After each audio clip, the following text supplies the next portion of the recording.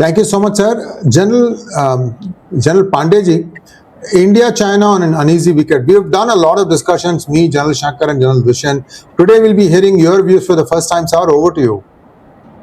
Yeah, okay. So when General Dushyant has spoken, he's not left much for me to speak until unless when General Shankar comes with some sort of tangent, which is his nature. So I guess that is a place where we will find something very interesting to talk. But yet, as you get a mic in hand, you need to speak something. So I'll still speak something.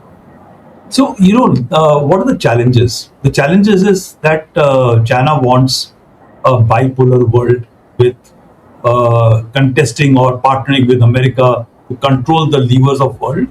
And truly, it has emerged at a stage where American powers is diminishing and the Chinese power had grown. But somewhere, I think Z overplayed his hand in the rush to actually become, known forever in the world consciousness and more so in the Chinese consciousness. And I think they went about 10 years ahead in trying to put out their muscular approach. And that was their unbecoming. So I have got a lot of hope in terms of containing China, if not even rolling back in their attitude or something. And we need to stay close to start believing. And what John Dushyant was saying, that this perception at the political bureaucracy level, that is too late about it, but there's nothing late in the timelines of the world. Maps get drawn, redrawn, redrawn, right? How power play changes geometry, geography, time and space plays. We have to be consistent the way the Chinese have been, but it is our time to be consistent and we need to be focused and possibly start looking at Tibet not as a maybe aggressive this thing, but definitely as a card to be there, not for the region of Tibet, but for the people of Tibet. That should be our approach. It should not be as a leverage at the geopolitical realm, but as a real hope for the people of Tibet who are currently under occupation of the Chinese. That is one part. Let's say in Asia, what Chinese wants is a multipolar world led by the two countries, but in Asia, it clearly wants a hegemonistic approach to be the number one power in Asia, which controls Asia today, till the time it is able to contest Americans properly for a period of time. But that is where the problem comes about India. The problem of India is two-part, and it is very important to understand our cultural facet. We started at 1947 onwards by thinking that if you humor your neighbors and the world powers, you will be respected. And we started humoring China, which was just nowhere in the world stage, by giving them the UNSC seat. It may not be very, very correct to, we can paraphrase in different manner, but at least this is what is claimed, that we did not fight for our seat and we allowed it to go to the Chinese. Secondly, we started thinking about the brotherhood facet and we must have a priest and stuff like that. Same thing we're trying to do with Pakistan, by the way. When Baloch, the Khan of Kalat, reached out, Nehru thought that we must have a strong, prosperous, peaceful Pakistan. In the world of geopolitics, as bad as a village politics, we possibly did not understand, and that is our feeling then, and it is our feeling now, and that is why we keep on thinking that Tibet is lost and gone.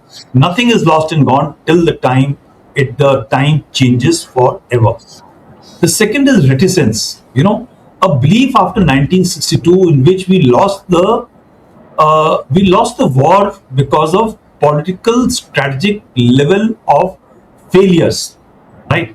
It was not technically a operational or tactical level military failure, and suddenly the Chinese in our psyche, in the country's psyche, became 8 feet tall. They are all actually 4.5 to 5 feet tall. They are as shit scared as anybody is. They are as not brave because one post, not only Rizangla, there were multiple operations in which we faced off Chinese with smaller number, larger numbers were defeated, and this has continued to play in our mindset that we have not been able to take on. Things changed in the 67 with Sagat Singh. Things have continued to change as India has started emerging powerful and started thinking about itself. And this requires a shaping of mind of our country at the political, bureaucratic, and also at people that we can take on China on terms of military economy or in the world of geopolitics as well. So this is a psychological factor, a narrative shaping which we require to go on. The other challenge is the faith and the belief the Chinese have on thought that they are the middle kingdom, they are the center of cultural, economic power of the world, right? And they should lead the world. This has not been challenged yet properly. The world has changed, and somewhere we need to talk much more about this flawed imagination of Z that he will or they will another 10 years or 20 years be the top leader. Nobody is going to learn Chinese. You may learn Mandarin for possibly reasons of commerce, but the larger world is unlikely to shift focus from English or from the computer language or AI language to start moving to Mandarin. Unlikely to happen, and this is a realistic part. Now, what are the sticking points? While General Dushyant has already highlighted number of issues, but certain issues we need to really look besides that is the dumping of economic of produce, which is actually hurting. The dumping can come to the third party areas. It can be directly to our country in so many form. Cheap goods. Somewhere we need to educate our people to start looking at goods which are Chinese. वो Chinese माल बोलते हैं. That is true for their equipment, for the system, and I'll talk about it a little later again. The other facet we have to really articulate in a correct manner on the international forum, also to reach out with advances to the Chinese, this political interference which happens. Now, when I say political interference, is not only by some people or others signing some sort of a deal with the politician with the Chinese. There are other levels in terms of Northeast, in terms of what happened in LWE. While we have our fractures, our challenges, but this issue needs to be more often highlighted that this is being used as a leverage by the external hand. The larger hand remains American, but there is always the smaller hand of the Chinese, which continues to play, which we need to talk about it much more often. And this partnering on the social media domain, on the legacy media domain, by their paid media influencers, needs to be much more heightened and talked of and controlled, because China has been able to control its own media and been able to protect its own country from what is coming from the Western influences, but we have not been, and this needs to be talked of. Somewhere we need to educate our own people and discuss this much more often. The other aspect which we have to look at very seriously, and this step which they have been doing, two step forward to wait for a geopolitical, economic, or strategic moment when we are weaker or committed elsewhere. That is the time they transgress. They are patient people. They will wait. They will take two steps forward, go back one step, and that will set the new norm.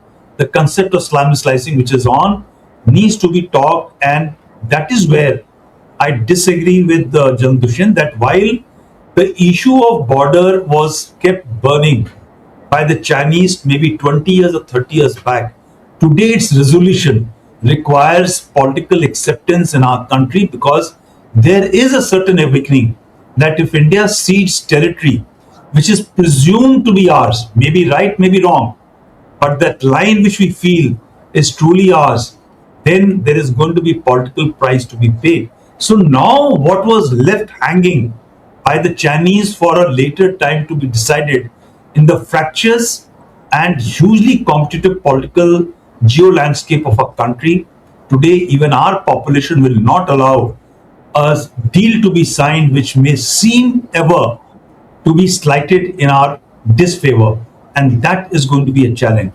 So I think this is very important to know. But what is going against China now? This whole playing their hand and the card of the muscular approach by going to South China Sea, having the maritime paramilitaries going out for with fishing trawlers, is now being seen by the world as a China which they don't trust. And trust in this world of AI, in digital age, once broken, is very difficult to fix. And that is why when you see the countries like Philippines, Indonesia, the other countries may have compulsions to continue to remain mute, silent, and may still continue to remain under the umbrella of the dragon. But countries like Philippines, Indonesia, India, and other countries in the region, Australia, are not going to start changing their mindset and views in short this thing. So what has changed?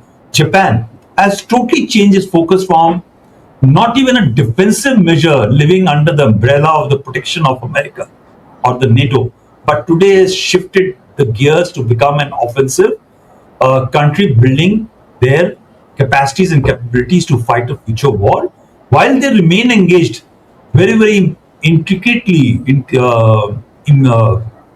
with China in their economic activity.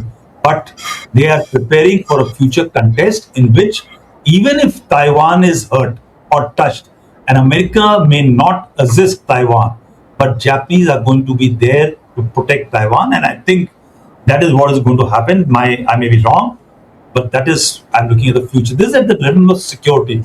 The second is even the debt claw.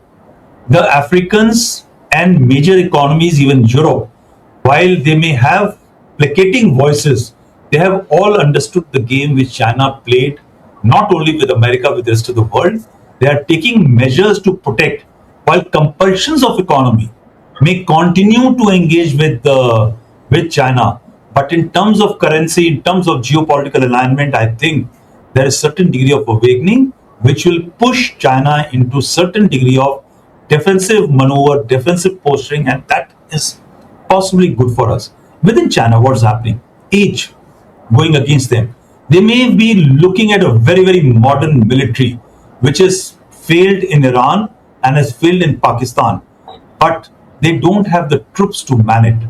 Right? Single child syndrome, people who do not want to fight, there is an issue. The second issue, which is coming in their capacity to wield an offensive or war kind of a thing, is where's the youth as their country transits from poverty to middle class, and there is a large amount of middle class. Two things are going to happen: that there will be an unwilling population which is going to fight till the time they are armed, twisted, and blackmailed to fight a war. Right? So you may be able to fight a war which is a distance war, which may be a war of precision weapons, missiles, and stuff like that, a non-contact warfare. But to get into a grueling contact war is going to be challenge for them, because they aren't going to have the depth, a depth to fight that kind of war. And this is we can debate about it sometime later. The second is that this iron wall curtain which they have created for the country to be controlled by the communist system, even it is hugely corrupt. The middle class as it is requirement of khana, pina, rehna is met, roti kapda makan is met. They look for freedom of voice, freedom to assess the rest of the world. And this is going to breach the wall. And this wall which we feel is rock solid iron got breached by Indian social media warriors. They breached, they actually started communicating and talking about, and that put a fear to the mind of the Chinese to be able to actually, can they contain, and mind you, it is not an organized Indian government structure. It is some loose people who went on to break that wall and expose what China is in terms of its true infrastructure and the challenges what they are having. So I think I will limit at this, but the point which is there, that we need to start looking at the Chinese may have great economic power. They may be decades ahead in terms of technology. We continue to rely and engage with them on economic issues because we are not truly independent on what we require to have, more so in terms of intermediates, in terms of medicines. But we can ensure that China should not look at us with the dragonish eye and fume towards our side. It can continue to fume within itself destroy their own people but not take on India. Thank you.